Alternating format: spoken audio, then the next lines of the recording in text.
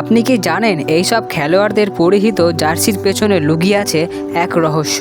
বিরাট কোহলির জার্সি নম্বর 18, সাকিবের 75, মহেন্দ্র সিং ধোনির বিখ্যাত 7 নম্বর জার্সি কথা তো সবারই জানা। এদিকে সচিন টেন্ডুলকার আর শহীদ আফ্রিদি মাঠে নামতেন 10 নম্বর জার্সি পরে। তারা শখ করে এসব নম্বর ঠিক করেনি। এই নম্বরের পেছনে একটা করে গল্প লুকিয়ে আছে। বেশিরভাগ মানুষই এই সংখ্যার রহস্য অতটা জানে না।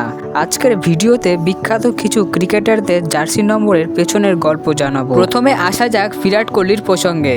কিং কোহলিকে সবসময় 18 নম্বর জার্সি পরে খেলতে দেখা যায়, কিন্তু কেন 18 কেন 1, 2, 3 বা অন্য কোনো সংখ্যা নয়? এই রহস্যের খোলসা করেছেন তিনি নিজেই। মূলত 2008 সালে 18 আগস্ট ভারতীয় দলে কোহলির অভিষেক হয়। সেই তারিখটাকে স্পেশাল করে রাখতে চেয়েছিলেন তিনি।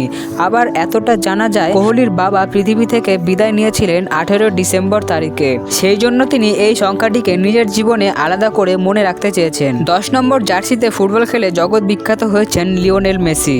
ক্রিকেটের এই সংখ্যাটিকে আপন করে নিয়েছিলেন শহীদ আফ্রিদি। তবে মজার ব্যাপার হলো 10 নম্বরকে বেছে নেওয়ার পেছনে আফ্রিদির আর অন্য কোনো কারণ ছিল না।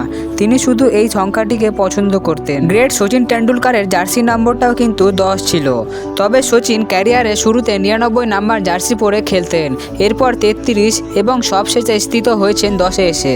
স্পষ্ট কোনো ব্যাখ্যা না থাকলেও অনেকের মতে নামের সঙ্গে মিলিয়ে 10 সংখ্যাটি ব্যবহার করতেন সচিন। সচিনের নামের শেষের অংশ টেন্ডুলকার। জার্সির পেছনে 75 আছে, তার মানে তিনি আর কেউ নন বিশ্বসেরা অলরাউন্ডার সাকিব আল হাসান।